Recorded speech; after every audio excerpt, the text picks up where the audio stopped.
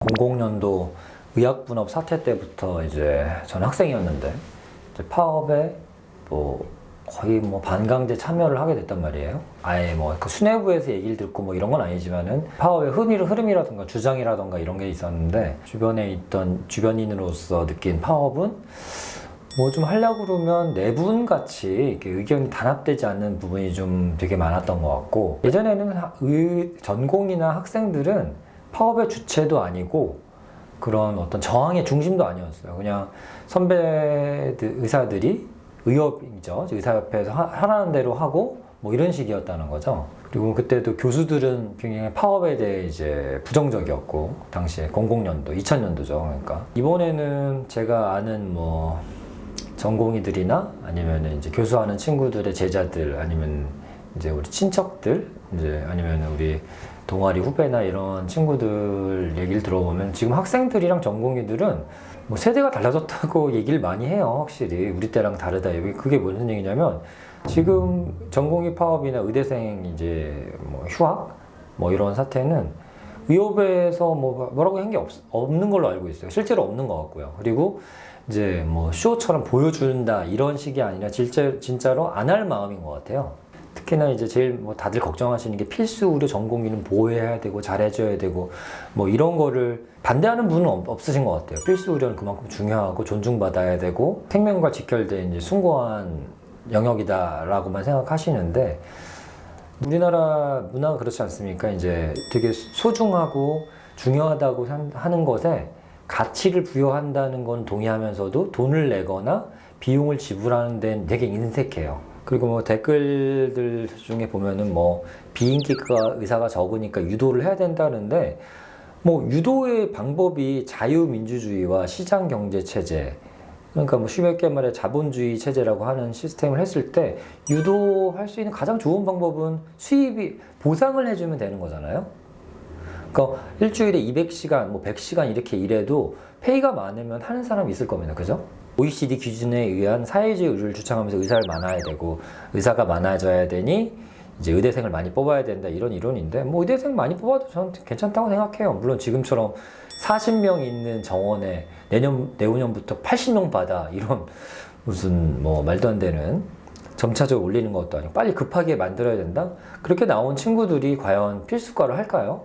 뭐 저는 별로 안 할 것 같다는 생각이 들고, 지금 인기 있는 피부과, 정형외과, 뭐 영상학과 이런 쪽을 더 많이 할 것 같은데, 뭐 정부의 생각은 좀 다르신 것 같더라고요. 이렇게 되면 뭐 이제 의사의 인기를 떨어뜨려서 이제 다른 쪽 전공도 하게 만들겠다 뭐 이런 건데, 뭐 그런 생각이 좀 있으신 것 같아요. 그래서 지금 현재 사태는 전공의들과 이제 학생들이 자발적으로 한 이제 파업 내지는 이제 사직서 제출 이런 거라서 정부에서도 난감한 거예요. 의협회장을 아무리 구속하고 면허 정지시키고 이래도 바뀔 게 없죠. 왜냐하면 거기가 구심점이 아니니까요. 그렇다고 뭐 학생들이나 전공의들한테 뭐 영업 정지라던가 뭐 면허 정지라던가 세무조사라던가 이런 압박 수단을 해도 당연히 통할 리가 없잖아요. 그러니까 난감한 겁니다. 그리고 이제 세대가 바뀌었다는 게 느낀 게, 학생들이 지금 많이 다르죠. 특히 전공의도 그렇지만 학생들이 더 다른 것 같아요. 학생들은 뭐 1년 쉬자, 이게 기본이고, 그리고 뭐 저학년 예과생들 같은 경우에는 그냥 공부를 다시 할까? 어차피 수능 작년에 수능 본 건데, 재작년에 본 건데, 걔네들 뭐 공부도 엄청 잘했던 친구들인데 지금 다시 공부해도 지금 3월이니까 11월에 있는 수능에 시간이 부족한 건 아닐 것 같은데요. 그동안 공부했던 게 있으니까. 뭐 그런 상황이다 보니까 제 생각에는 지금 여러 가지로 혼란스러운 상황인 것 같습니다. 우리나라가 이제 일본이나 이제 우리나라 시스템보다는 유럽 쪽으로 가자 이런 거예요. 의사수를 많이 뽑자는 얘기는 국민들이 선택하시면 되는 문제 아닐까 생각합니다. 단순히 뭐 쉽게 의사들이 돈을 모은다 이렇게 댓글 다시는 분들이 있는데, 저는 모든 분야가 다 똑같다고 생각해요. 쉽게 되는 게 어디 있습니까? 사람들이 좀 오해하는 것들이, 아이고 뭐 의사들이 다 파업을 했다 이렇게 생각하시지만, 사실 파업한 건 전공의 뿐입니다. 파업도 아니에요. 사직서 제출이지, 정확히는. 워딩에 저도 속았네요. 얘기하시는 필수 의료과 전공의들은 자기 전공에 대한 굉장히 큰 자부심과 프라이드를 똘똘 뭉친 경우가 많거든요. 흉부외과, 내과, 외과 이런 친구들은 그런 경우가 많은데, 굉장히 자존감에 상처를 많이 입은 것 같더라고요. 얘네들은 월급이 많지 않아도 일할 애들이거든요. 그런 애들을 대우를 해줘야 되잖아요. 금융치료가 최고의 보상이잖아요. 근데 그런 걸 안 하면서 뭐 훈장 몇 개 주면 뭐 하겠습니까? 전공의가 있어야 전문의가 생기는 건데 필수 의료과 전공의들이 지금 다른 과를 하겠다 이렇게 하고 있는데 지금 뭐 그분들을 설득하지 못하면 미래의 내과 의사, 외과 의사, 흉부외과 의사, 산부인과 의사는 없는 거예요. 그래서 현직의 흉부외과, 외과 의사들이 오래 살게 됐죠.